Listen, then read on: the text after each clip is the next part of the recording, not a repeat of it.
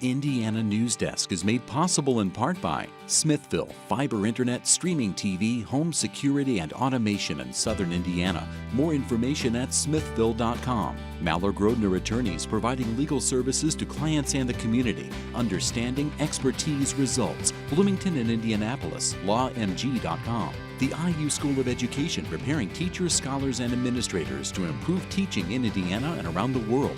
education.indiana.edu. IU Alumni Association, connecting IU's network of alumni and sharing the Indiana spirit through scholarships, advocacy, and volunteerism. alumni.iu.edu. IU Center for Rural Engagement, extending IU Bloomington resources to improve Hoosier lives in partnership with communities and organizations. rural.indiana.edu. And by WTIU members. Thank you. Coming up on Indiana Newsdesk. An Indiana resident wins his Supreme Court battle challenging what critics call policing for profit. But his fight isn't over yet. Here we are again, a watered-down hate crimes bill passed through the Senate this week. We had a supermajority in the Senate, Republican supermajority, take this bill and gut it. But with businesses and the governor saying it doesn't go far enough, what's next? And truckers took to the road in hopes of putting the brakes on strict government regulations. We're just trying to get some attention so we can get our story out there so people understand why trucks are important to the country and economy and them personally, and what those of us that are driving them are up against out here. Those stories, plus the latest news headlines from across the state, right now on Indiana Newsdesk.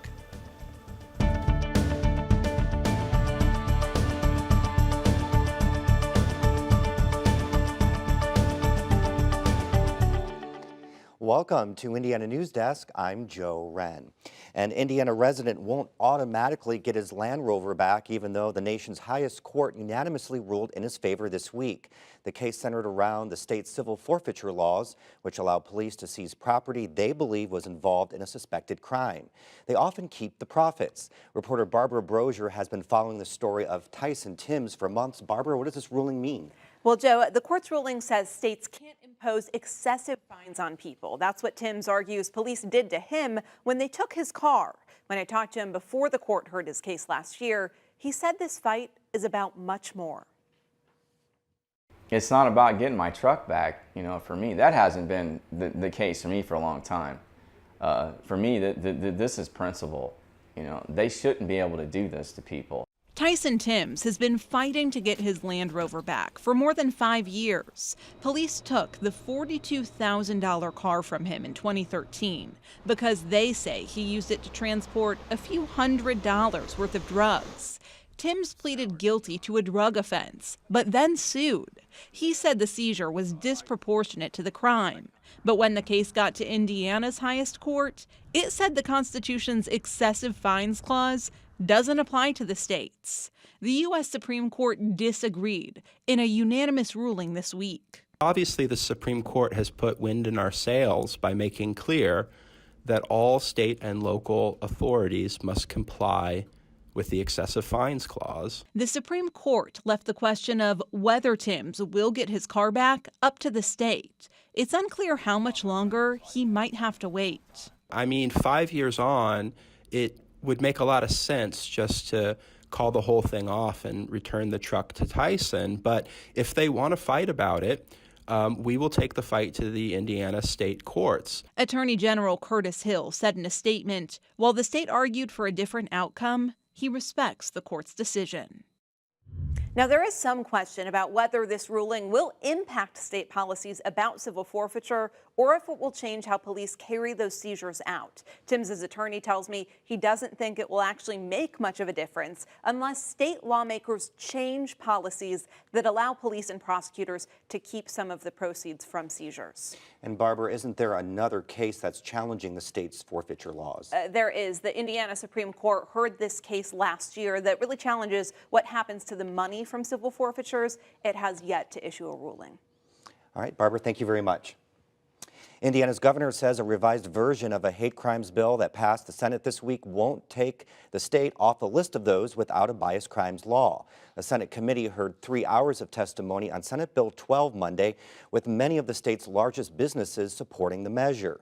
It would allow judges to impose a harsher sentence for crimes motivated by hate and had a list of victim characteristics that included sexual orientation and gender identity. But the next day, the Senate approved an amendment that does away with that list and instead says judges can consider bias during sentencing. Republican Senator Aaron Freeman authored the amendment and argues it makes the bill more inclusive. But Democratic Senator Greg Taylor calls the change cowardly. What happened is they went behind closed doors, ironed out what they were going to do, and came downstairs and orchestrated. It's a liken to a dictatorship where you get people together and it doesn't matter what the masses believe. We're going to do it because we can. Taylor says he thinks the blowback from the change could be worse than RFRA because he worries the state will lose several big events for failing to pass a true hate crimes law. Now, Governor Eric Holcomb has repeatedly said hate crimes legislation should include a list of victim characteristics. He said in a statement he will continue to fight for the right outcome for citizens so legislature doesn't end up debating the issue again next year, which would be the 6th year in a row. Now joining us is Robert Katz, a professor at the Indiana University Robert H. McKinney School of Law. Robert, thanks so much for coming on. My pleasure. So first off, let's talk about the changes the Republicans made to the hate crimes bill this week. As we said, they changed the list of characteristics that makes a hate crime and put in the phrase bias. So why is that language problematic? Well, for starters, it's likely unconstitutional for violating the Due Process Clause.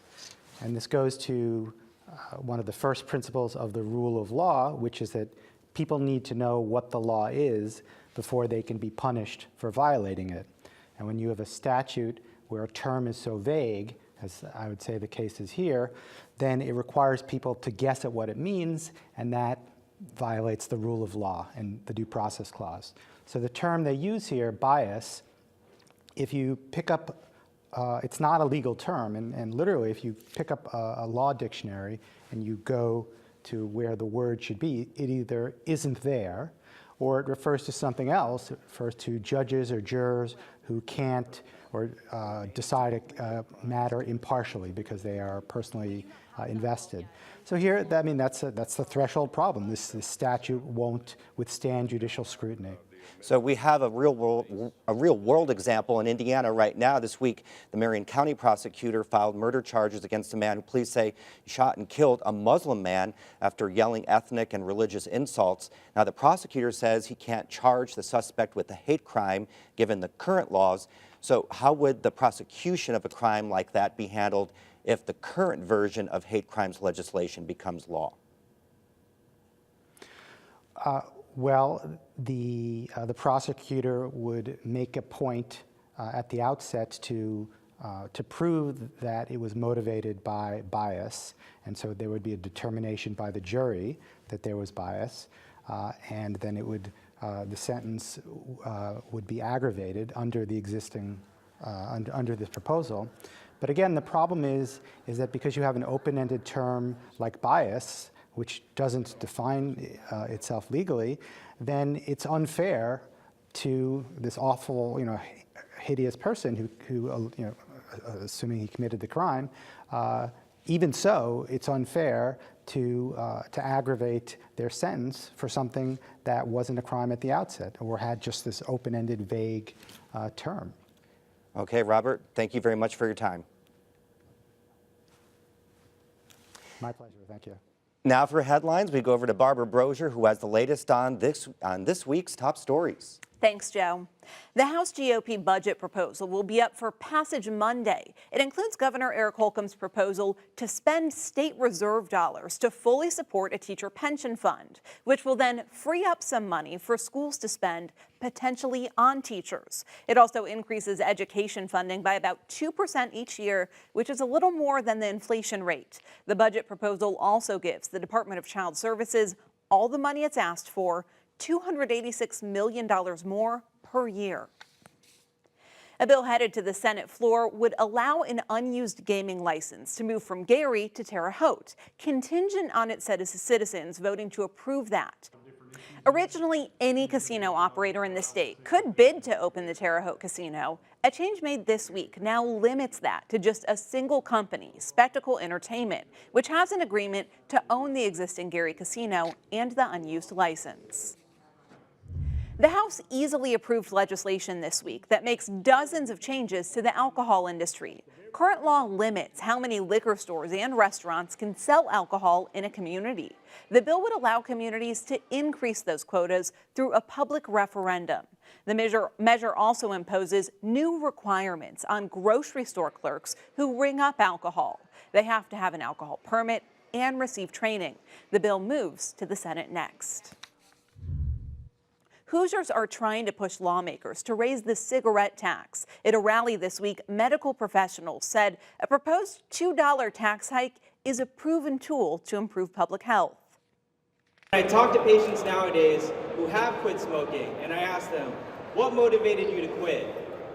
The number one reason that I hear is that cigarettes just got too expensive. Indiana hasn't raised the cigarette tax in more than a decade. The move could generate an estimated $350 million annually for public health funding. The state has one of the country's highest percentage of smokers. House lawmakers overwhelmingly support legislation that creates some rules for electric scooters. The bill largely lets local communities set them, but it does require the scooters to have brakes, and it says they must have lamps on the front and back if they're used at night. A new climate report says that as Indiana warms, the state will demand more air conditioning and less heating.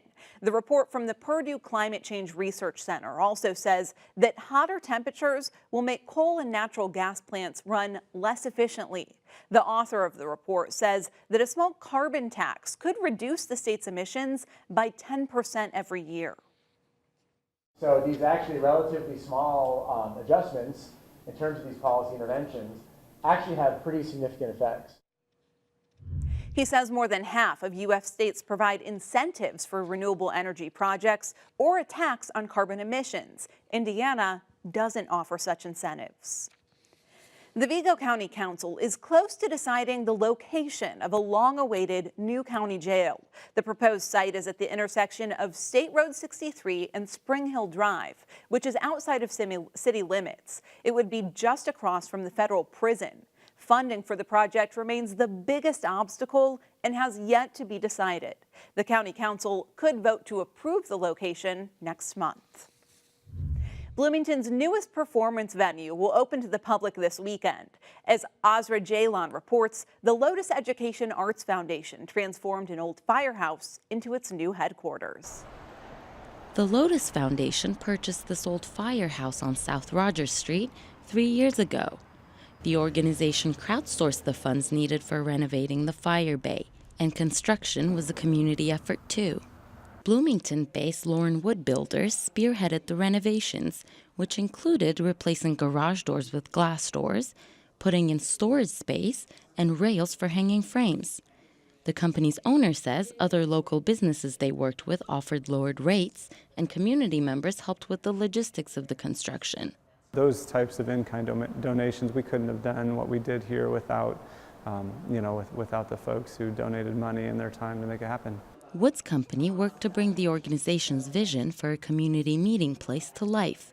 Facilities Director Tamara Lowenthal says they hope to fill a need in the community for a smaller arts venue. This space will hold between 75 and 90 people seated for a music performance. So if you want to feel that the space is full, but you know that you can attract a small crowd, to have a place to introduce an artist is great. Lowenthal says the space will also help Lotus gain a presence in the community beyond its annual World Music Festival. This provides this third rung, this third way for people to access the arts in Bloomington because it'll be our permanent space downtown. So that was a really major component of how we visioned the space. For Indiana Newsdesk, I'm Azra Jalon.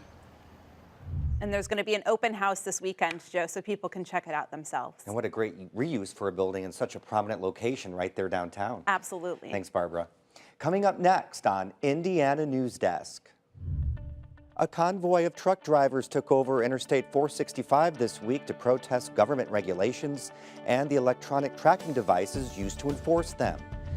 Beekeepers are applauding a bill that would prevent statewide regulations on the industry, and that could be vital for the health of Hoosier crops. These stories and more right here on Indiana Newsdesk. The WTIU WFIU news team connects Indiana to the world. We bring you the top news of the day on radio, TV, and online. We round up the stories that have people talking each week and dig deep into the issues that affect your community the most. The WTIU WFIU news team is where you are and telling your story.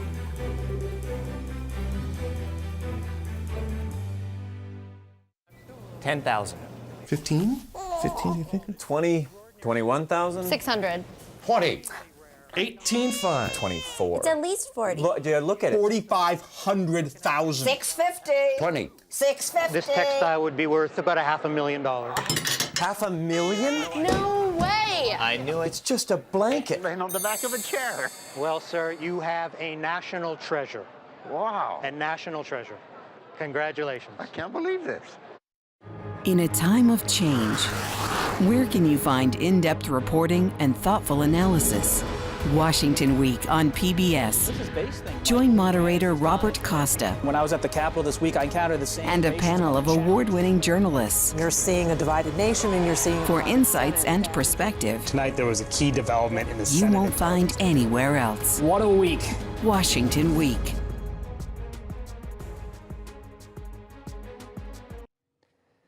Welcome back to Indiana Newsdesk. Dozens of trucks cruising along at 45 miles per hour clogged up Interstate 465 this week in Indianapolis for what organizers call a slow roll. As Tyler Lake reports, the convoy of drivers is protesting government regulations. Mike Landis is an owner-operator and the CEO of the United States Transportation Alliance. He says electronic logging devices, or ELDs, are unconstitutional. What they're saying is because we drive trucks, we're lesser of an American citizen, and they can track us. I don't really feel that that's right, especially when most of us have never done anything wrong to warrant any type of tracking like that. So he and other drivers across the country are speaking out, sometimes in unusual ways, to change regulations and get rid of the ELDs that track drivers' movements. But President of the Indiana Motor Truck Association, Gary Langston, says the rules and those tracking devices improve accuracy and cut down on the paperwork drivers have to file. It didn't change anything to do with hours of service. If you were able to complete your daily run on paper, legally complete your daily run on paper with paper, then when going to electronic logs changed nothing because you have the same amount of drive hours, 11, that you had when you were on paper. Drivers say they want more flexibility in their hours of service. The current rules, which are under review by the Federal Motor Carrier Safety Administration, say that drivers are allowed to be on duty for 14 hours and behind the wheel for 11 hours. Landis says the ELDs monitor the drivers down to the second, which can quickly put them in violation of their hours of service. That thing keeps a record of every little thing you do. If you go over your time by 2 seconds because you're backing into a parking spot at a truck stop, it can put you in violation. The slow roll in Indianapolis is one step in a nationwide effort, mostly by small or independent operators, to bring about change to regulations for drivers. And some drivers on 465 say they're planning to take part in a driver strike, which is scheduled for April 12th. For Indiana Newsdesk, I'm Tyler Lake.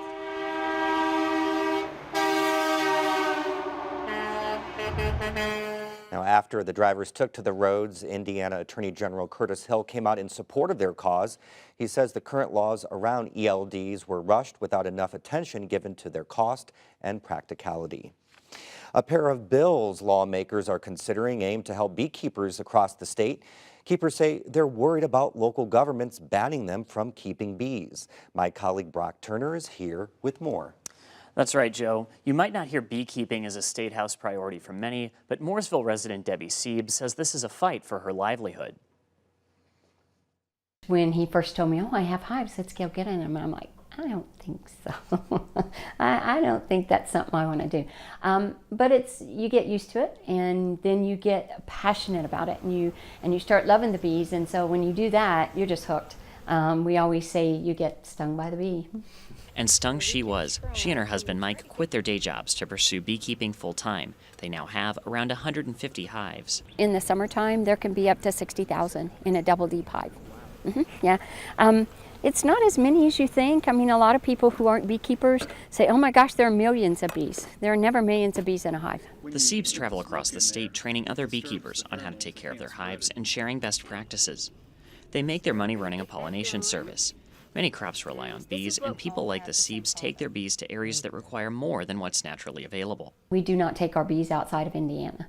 So all of our bees go to pollinate Beasley's and some of the other orchards that are around, Waterman's. We also have hives that go all the way up to past Lafayette. The Siebes can take their bees anywhere in the state. There aren't regulations that forbid it.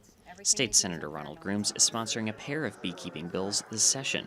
One bill puts into writing that beekeeping can't be prohibited in any area, and it states specifically that it falls to local governments to regulate their activity. If you're going to pass an ordinance that restricts a certain residential subdivision or zone, create a zone where beehives and bees are prohibited, you can do that.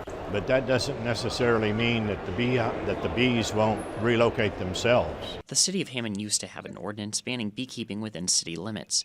Officials lifted it last year because they found it was impossible to enforce.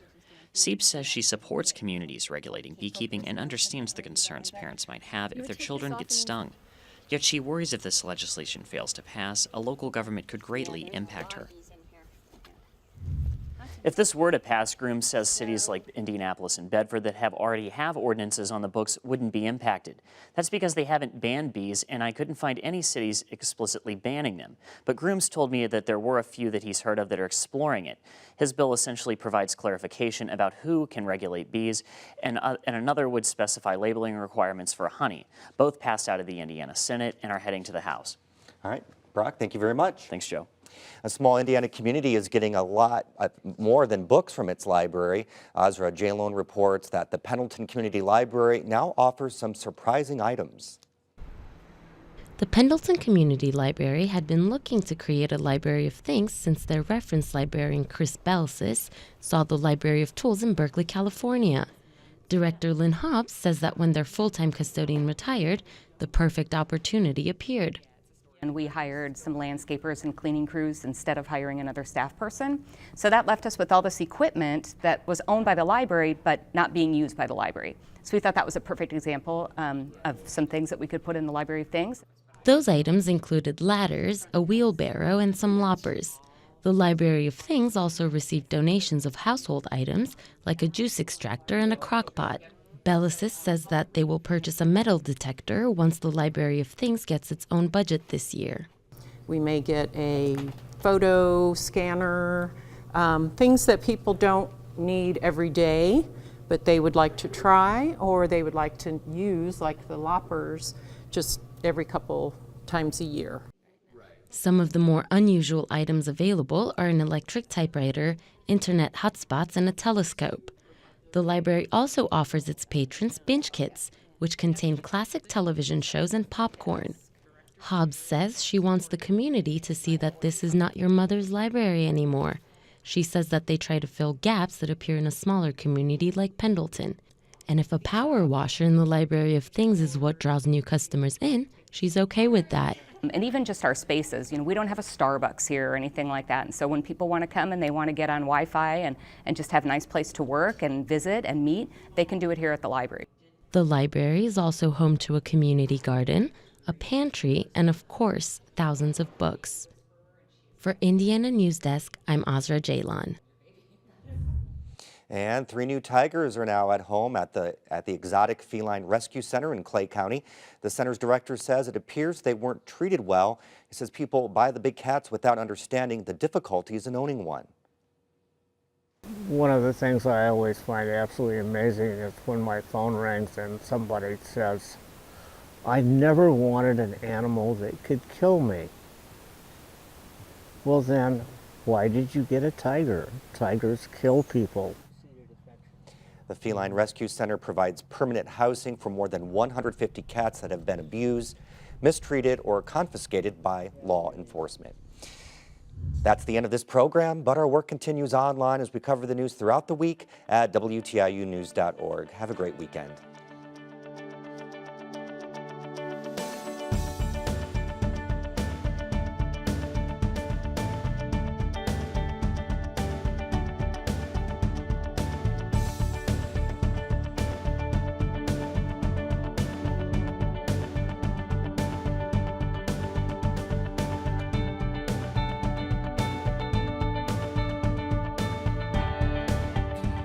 Indiana Newsdesk is made possible in part by Smithville, fiber internet, streaming TV, home security, and automation in southern Indiana. More information at smithville.com. Maller-Grodner Attorneys, providing legal services to clients and the community. Understanding, expertise, results. Bloomington and Indianapolis, lawmg.com. The IU School of Education, preparing teachers, scholars, and administrators to improve teaching in Indiana and around the world. education.indiana.edu. IU Alumni Association, connecting IU's network of alumni and sharing the Indiana spirit through scholarships, advocacy, and volunteerism. alumni.iu.edu. IU Center for Rural Engagement, extending IU Bloomington resources to improve Hoosier lives in partnership with communities and organizations. rural.indiana.edu. And by WTIU members, thank you.